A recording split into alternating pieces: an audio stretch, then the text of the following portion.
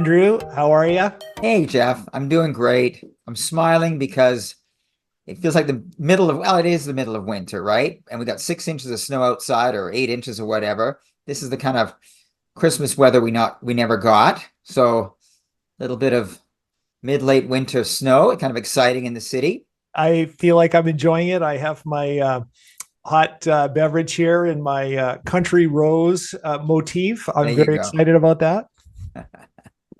Yeah, no, it's to have a whole winter go by and not have any snow to me means it doesn't feel like it was winter. So we got to have a week or two of snow in the city just to get everyone into a bit of the that spirit. I like getting my snow boots on and shoveling the snow, the driveway and the sidewalks. It's kind of fun for a week. And let's say week to 10 days, it's all behind us and we can start thinking about real spring, Yeah, I love that right? too. Yeah.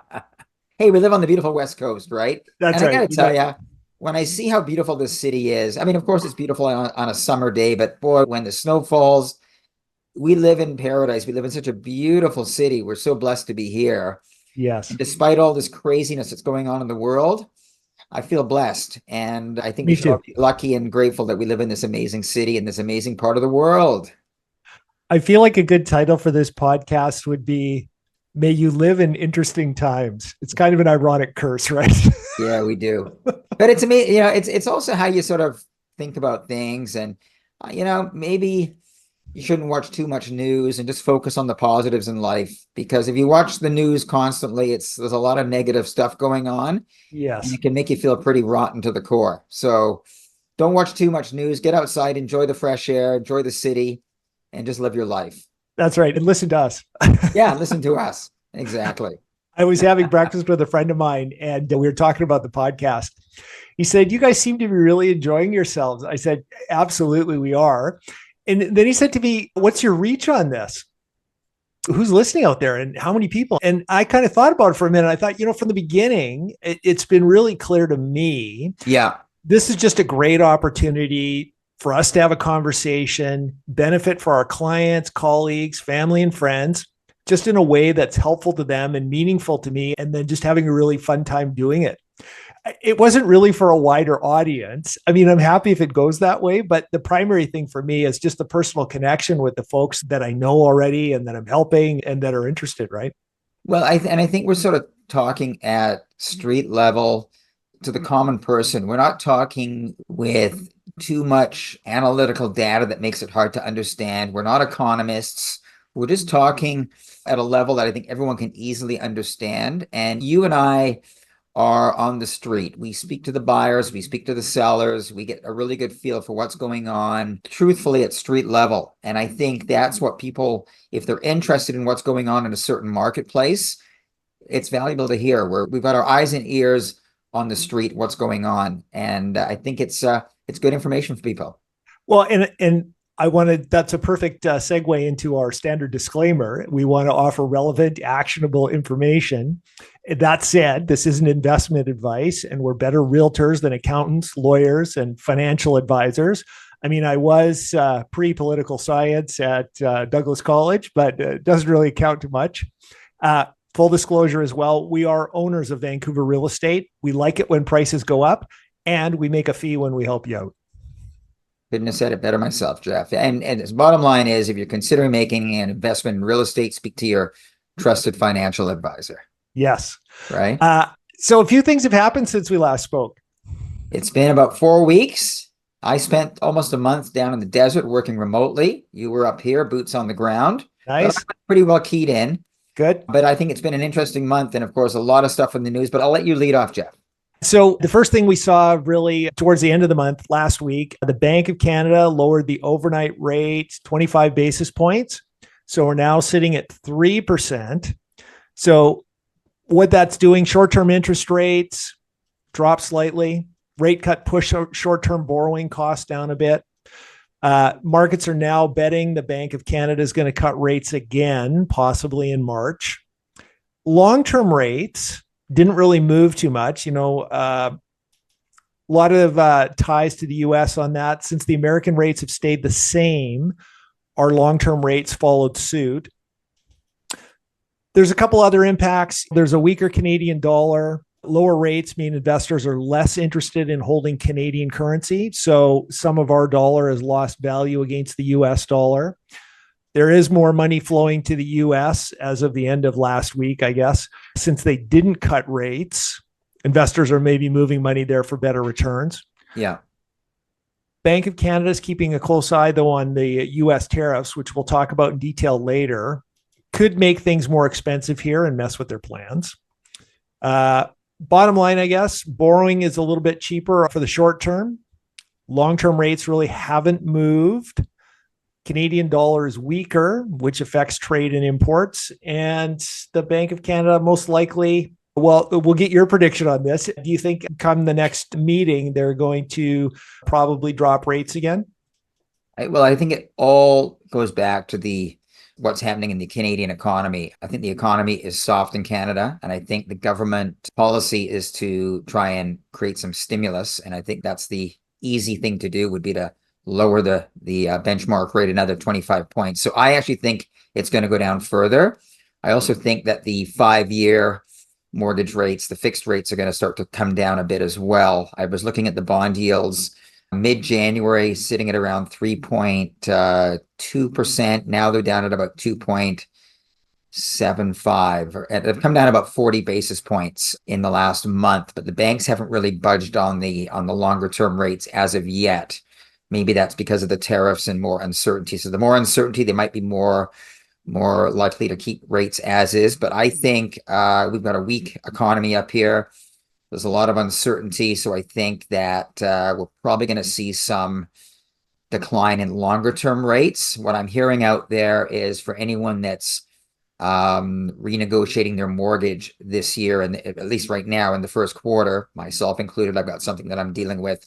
A lot of people are looking at the variable option as opposed to the fixed, thinking that in 6 to 12 months, rates will be lower. And that's probably the way I'm leaning, going into a variable rate mortgage, thinking that the longer term rates are going to come down. So again, there's just a lot of uncertainty, and the individual has to basically operate based on their own risk tolerance. What are they comfortable doing? If they want certainty, they can go fixed now and just ride it. If they want to gamble a little bit, you can sort of go short term. So again, uncertainty going on. I think that we'll just have to go wait and see. But I think definitely the Bank of Canada is going to reduce the next one as well. I think they do want it. They keep the economy moving without causing inflation to spike. But I don't think there's any real risk of inflation spiking back up at this point. It sounds like there's much more stimulus required.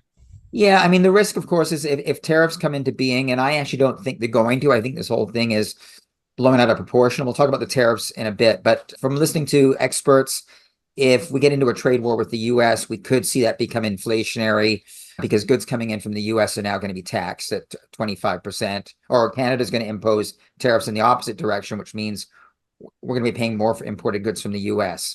So again, not an economist, but I've heard two sides of it. And again, it's just more uncertainty. But I think the Canadian economy is far from showing any signs of real momentum. So I think for that reason, the Bank of Canada is going to continue to ease and make it easier on borrowers. Because again, I believe there's 1 million mortgages that are going to reset in 2025. The majority of the mortgages that were taken out during COVID are resetting this year and next year.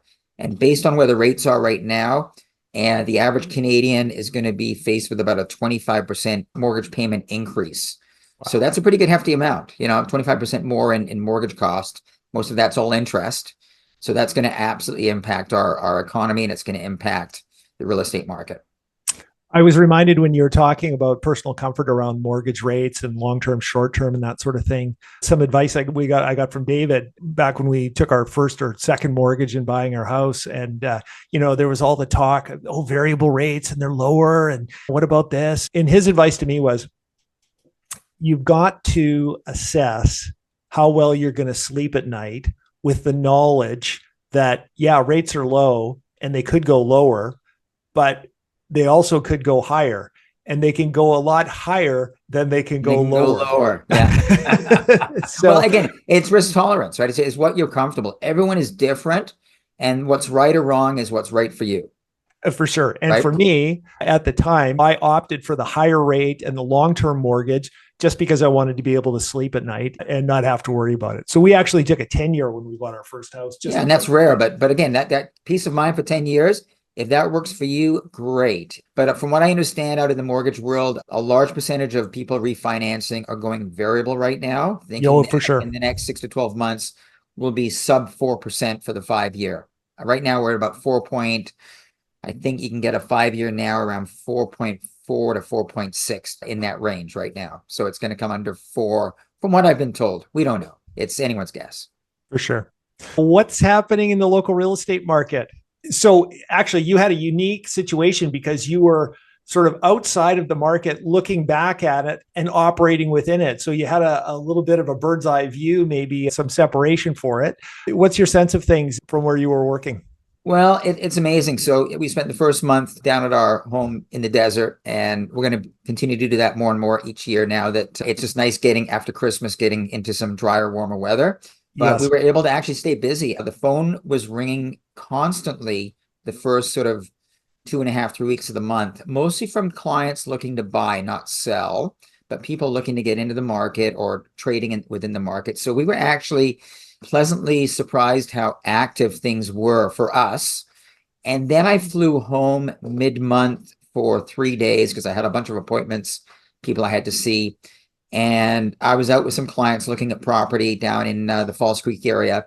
And I was overwhelmed by how many people were actually out there looking at open houses. It was a nice sunny weekend, but the open houses we were at, because I was with clients on tour, were extremely busy. There was a lot of people out there looking. And this was all kind of before the tariff thing kind of happened. This was before the inauguration. It was kind of like mid-January, I guess. But We also, Andrew, we were seeing yeah, piles of shoes at our open houses that yeah, we haven't seen for a long time. yeah, A lot of buyer confidence. One of the common things that we heard from buyers was, "Oh, when's the inventory going to start coming on? Oh my yeah, gosh, when's we're going to have some more choice and some things to look at?" At the same time, we were hearing from sellers, "Oh, I'm not going to put my house on the market just yet because we think the prices are going to be better in the spring." And spring. so Yeah, I think those two viewpoints were like this. So our job yeah. was to sort of bring them back together, right? Yeah. Well, there's people that have to buy and sell for various reasons at different times. And so you've got always a flurry of activity in January of people that have been sort of waiting to get Christmas behind us. And they've got an agenda and they want to buy. And the argument in buying in January is, well, if I buy now, I won't be competing with hordes of other buyers, which is what will be the case potentially in late February, March, April, when everyone's out there looking. The other side of that is, of course, well, there may not be as much inventory in January, so I'm going to wait till February, March. It's one of these things. You have to sort of weigh it up. Everyone sort of weighs it up. But I always find that there's always people out there in the marketplace buying and selling. I just found that in January, it seemed to get off to a fairly quick, active start, the market. Everyone was fairly optimistic. Yes. And of course, we had a January where there was a lot of sunshine in Vancouver. It was beautiful and sunny. When I came Yes. back for the 3, 4 days, it was gorgeous up here. It was mild. It was lovely. People were in a good mood. And so, but then all of a sudden, Trump got inaugurated on the 20th. All of a sudden, he started coming out with a lot of, well, he was doing a lot of things he said he was going to do. And of course, Yes. the tariff No, thing became, nobody should be surprised. no one really should be surprised. And the tariff thing became very front and center news. Everyone's head was spinning. And I got the sense that right around the third week in the month, all of a sudden things started to sort of grind a bit slower. But again, that's just me. That's my perception. And of course, now we've got all this snow on the ground. The schools are off on snow days and this and that. It feels like kind of Christmas in February. It just seems to have gone a bit slower the last week or two. But that's my read on it. What do you think? I pulled from the real estate board this morning their monthly report. The one paragraph that really stood out for me was the total number of properties currently listed for sale on the whole board, 11,494. So 11,500 listings right now. That's across the whole Lower Mainland. Well, Yeah. not including the Valley board. That's just the greater Vancouver. Out to Coquitlam, basically. Yeah. Yes. Maple Ridge, Pitt Meadows. Yeah. So 11,500 listings. And that's 33% more than last year when we only had 8,600 listings. Okay. And also 33 and change percent more than the 10-year seasonal average, which is right around what we had last year. Okay. So right now in Vancouver proper, Vancouver East and West, we've got just under 4,200 residential listings. In January this year, there was 416 reported sales. So that's for all property types in Vancouver East and West. So 400 and something sales to 4,000 listings, basically. Yeah, exactly. Yeah. Now, last year in January, which we all felt was a really good and active market, there was 411 sales reported. So this year, about the same, slightly better. And when we take that 4,100 listings and, 4,016 sales, it gives us right around a 10-month supply of homes. Right. So once again, doesn't mean it takes 10 months to sell your house. Just if no new listings came on the market, be 10 months before they were all bought up, just an absorption rate. So that's a fairly balanced market, is that not? Doesn't that sort of put us in somewhat balanced territory? Well, more than 9 months supply usually means downwards pressure on prices. Okay. And, that cutoff, we've always talked about sort of less than 4.5 months supply, upwards pressure, more than 9, downwards pressure, and 4.5 to 9 to more of a balanced market. Okay. But I'm starting to see and look back and reflect on keeping these numbers for a decade that if there's more than 6 months supply, it's a little bit downwards pressure. If there's less than 6 months supply, it's usually upwards pressure. So that tends to be more the marker, but fair enough.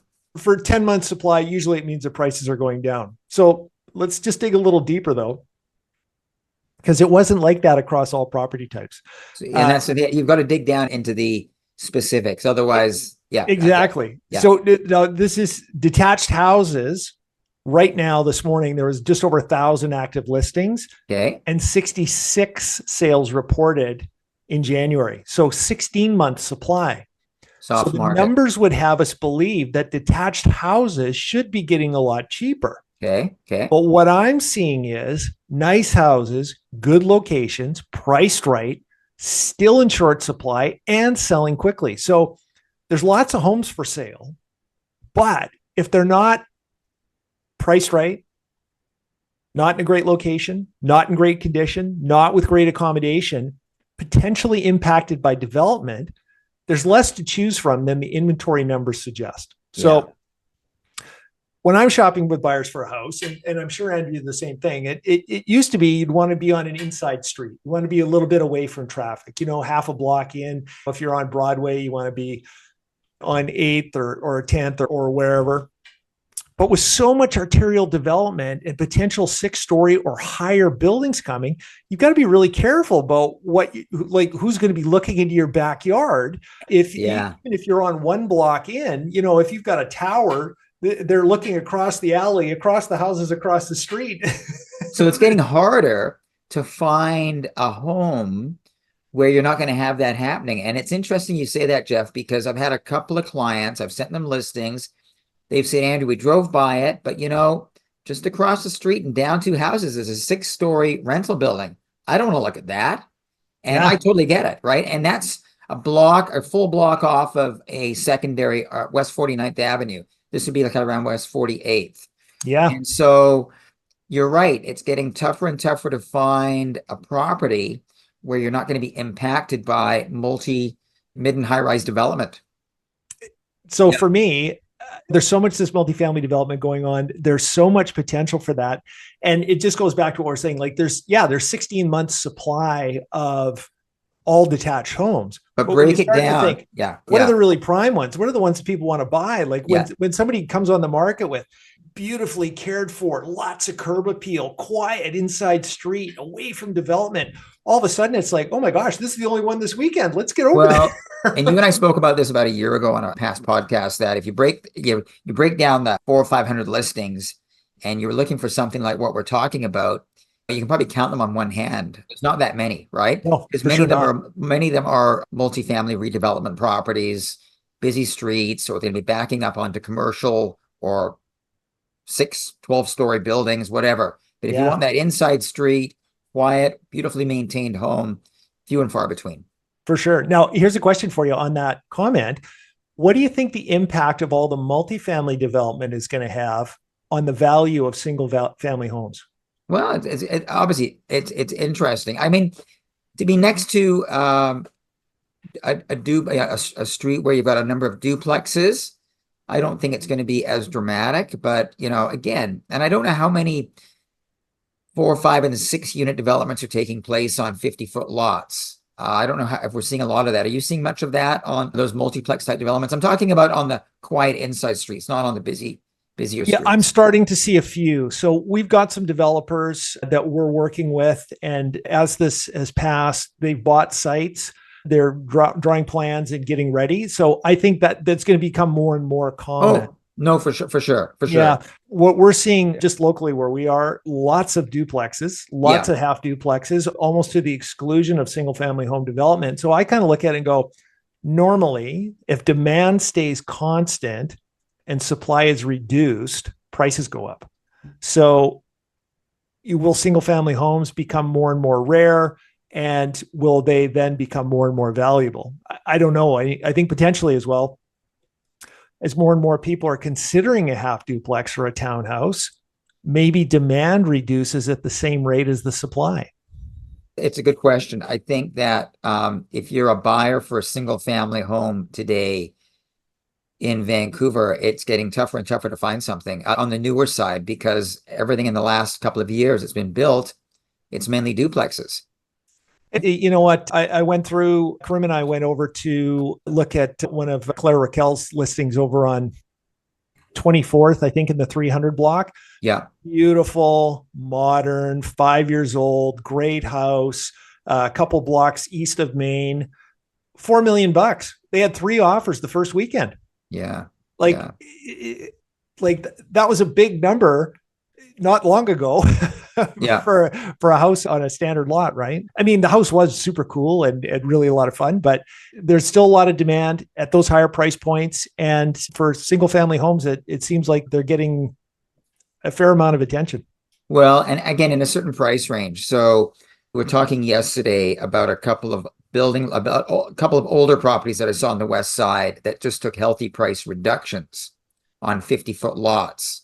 And Yeah. those homes would have sold close to $4 million at the peak of the market Yes. Or more. years ago. Now they're on at 3 million. They've dropped by $1 million, and the sellers are hoping for bids. We'll see. So again, those are mostly redevelopment type properties, older homes on 50-foot lots. Yeah. But interesting. Again, so it depends on what we're looking at. Certain properties I think have held their value, and we've seen property prices come off a bit. It just depends on where and what type of property. Yeah. And attached homes in Vancouver, I mean, already a much larger market. I think this morning I checked and there was just about 2,700 attached properties for sale in Vancouver, East and West. So that's everything like condos, townhouses, half duplexes, anything that would be strata. Yeah. January reported 350 sales, giving us a little less than an 8-month supply. So basically half of what it is in detached homes. So a balanced market on paper, but the same thing I think holds true, like priced right, great building, right location with the right exposure and a good outlook, right accommodation, condition, finishing. It's still really hard to find if you're looking for something. So when you're on the ground and you're looking for a place to live, sometimes it seems like there's only a few places to choose from.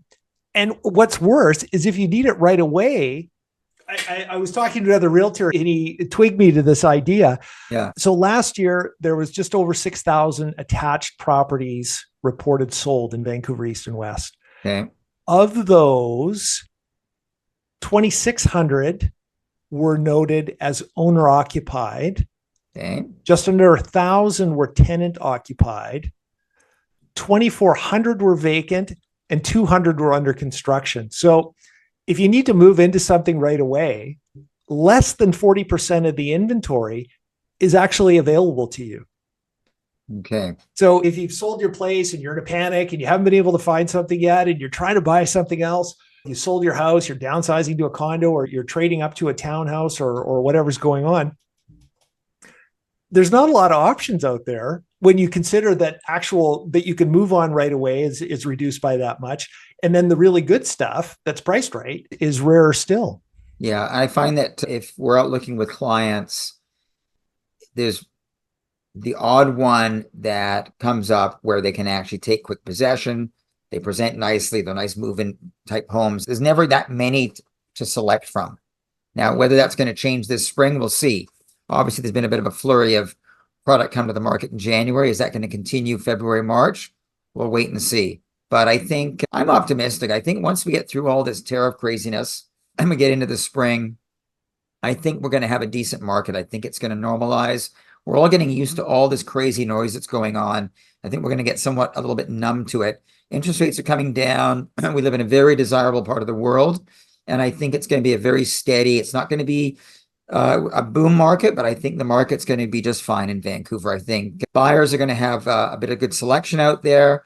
Sellers are going to be pleasantly surprised. I think it's a good, stable market going forward. That's the way I read it. Again, I could be wrong, but I think the tariff thing is a ploy. I don't think it's going to come into reality. I think it's just his way of negotiating, getting what he wants. Canada's going to have to make some concessions, there's no question. And that's just the reality of it. But I think we're going to be just fine. I think people need to buy, people need to sell. We live in a AAA location city, and I think we're just going to be fine. So what's happening with prices, Andrew asked. Yeah, well, we were talking about it. There's not that many good quality single families at certain price ranges. If you get into that upper end of the market, that 5 million plus, that's sort of a different market. But the bread and butter end of the market, I think prices are going to stay pretty stable. I don't know if prices are going to start going up, but I think it's a pretty stable market. I'm not really too concerned that there's going to be any falling off a cliff by any means. There seems to be enough buyers out there for good product, move-in ready, nice homes that they will sell. What's your read on it?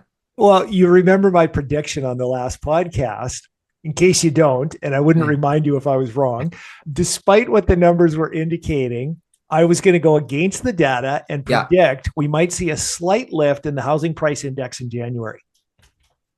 So I was breathlessly waiting this morning for that data to be released. As soon as it came out, the real estate board for all properties in Greater Vancouver, the HPI was up 0.1%. Buddy, you nailed it. You nailed it. Yeah. So when you're right, you're right. Yeah. You'll take that 0.1%. But you know what? Again, it just shows you that there's stability. There's enough activity going on that I think the market is stable. But I think the true test will be, let's get into February, March, and then we can look back in 2 months' time to sort of see how, what's really going on. Because we've seen the Bank of Canada rate drop now 200 basis points since it was at its peak at 5%. Now it's at 3%. Am I correct at those numbers? I think I'm correct. I think you are, yes. Yeah. So we're down 200 basis points, probably going to be a few more cuts coming. All of a sudden, the financing's getting, again, we haven't seen a lot of movement in the fixed, but I think they're going to come down as well, just as a result of our economy being fairly weak up here north of the border.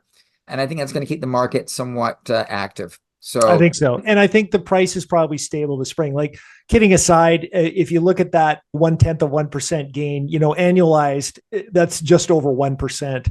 It's not the whole story. Interestingly, the different property types all acted differently. Detached houses actually were up a little bit. Yeah. Apartments down a little bit. Townhouses down a little bit more, almost in exact contradiction to what the months of supply suggests. So for me, that just really underscores how important it is to work with a realtor who understands the differences of neighborhoods and homes. Oh, yeah. And can identify value if you're selling or if you're buying. And shameless plug, we have some people in mind. There you go.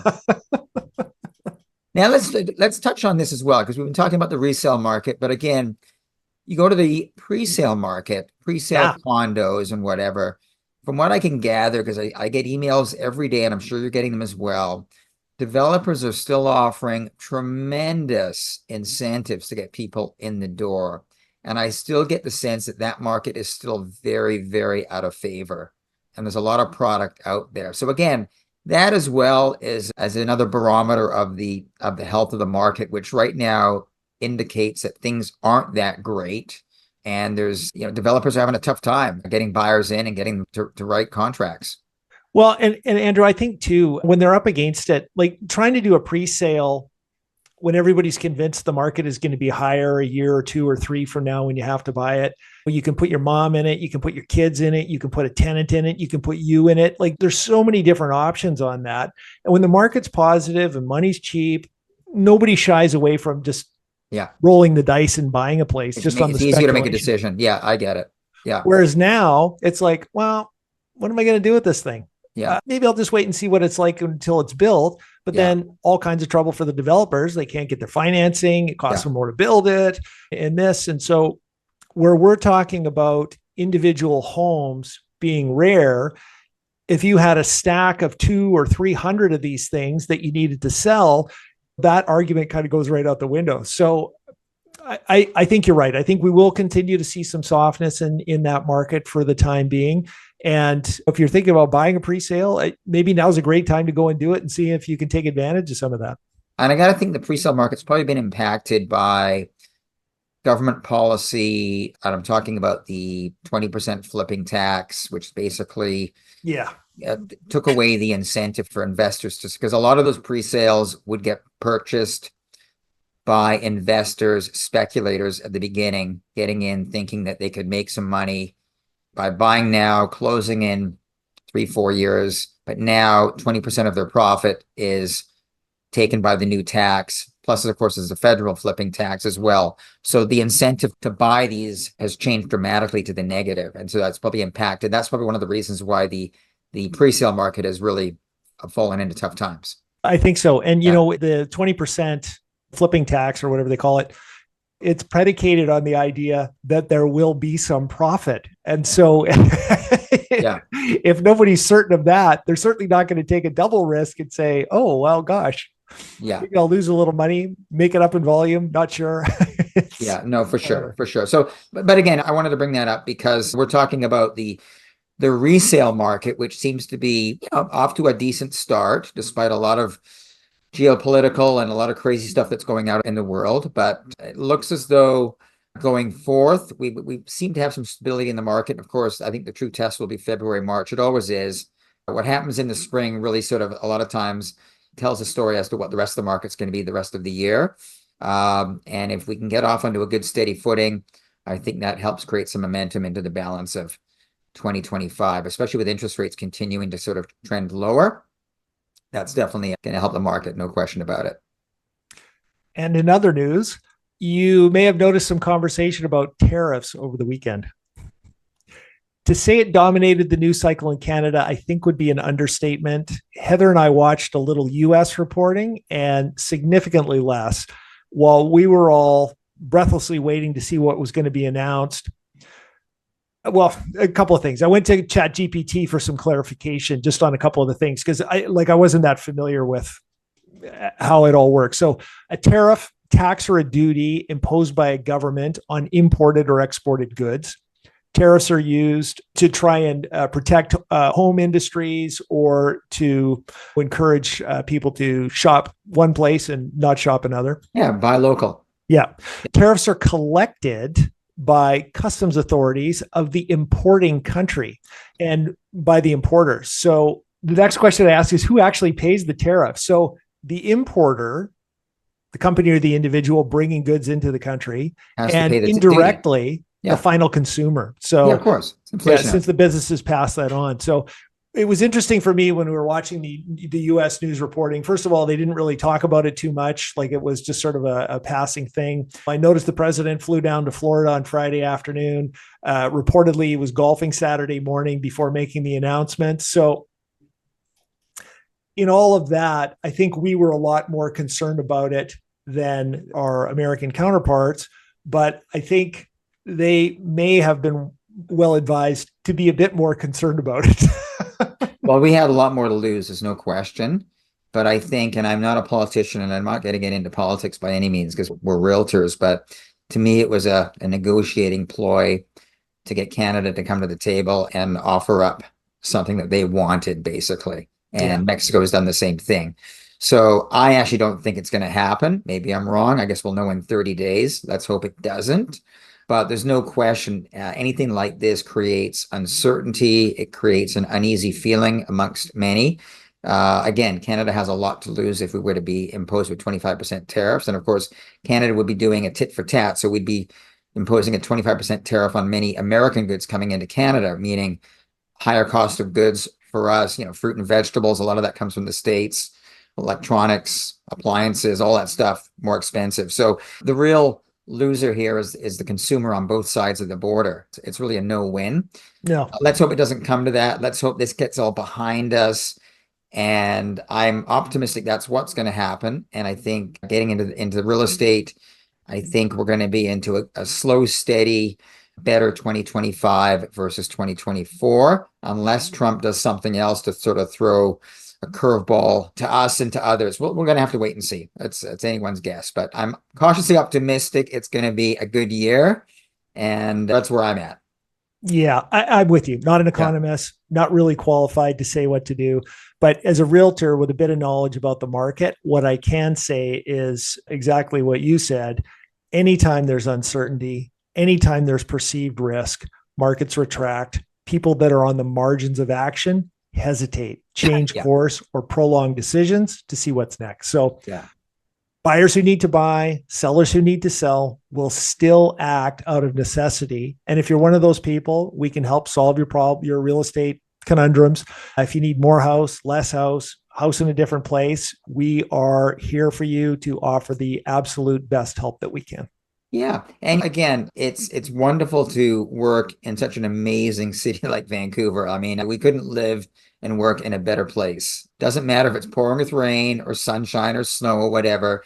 We live in a great city. We live in a great part of the world. And there's always people that are going to need to buy and sell, like you said, whether they're just locals, people that are moving here. And I think if you look at Vancouver, it's only going to get more and more expensive. We have limited land. We have people that want to be here. And despite politics and all this and that, I think it's a great place to own real estate. 100% in agreement. So I will say this to all our listeners, that if you have any questions from today's discussion or anything real estate related, reach out to us, because I think we're a great resource of information. Jeff, you and I have been doing this for over 30 years. Yes. So we got into the business right around 1990. Different times. When I was 12. There you go. Yeah. Okay, I was 15. But different times. But we've seen a lot of cycles. We've gone through a lot of different periods in the market where there was uncertainty and this and that. I'll tell you one thing. From 1990 to today, we've only really ever seen, if you look at the long-term trajectory, interest rates have only ever been in a downward pattern or downward trend, with the exception of a few little bumps along the way. And if you look at where interest rates are today, in the low fours, they're still very historically low. If you go back sort of 40 years, I mean, we're still in a low interest rate environment. I can remember getting a mortgage and being thrilled. Oh my gosh, it's less than 10%. Oh man. Yeah. My first mortgage in 1991 was 11.75%, 5-year fixed. Oh, wow. That's what it was, just different times. But my point is, we've been through a lot in 30 years. We've seen a lot. I guess we've helped thousands of clients, right? I mean, I don't know how many transactions I've ever been involved with, but it's definitely into the thousands now, I would think, and you as well. And so we typically have a lot of great information for our clients. Anyone that has questions, we're usually a great resource of information. Use us for it, because I think it's all part of the package to make sure that you as the consumer can make an informed decision when buying and selling. Perfect. I'm Jeff Benna. Andrew Hasman, thank you for joining us today on Industry Vancouver. See you soon. Thanks, bud.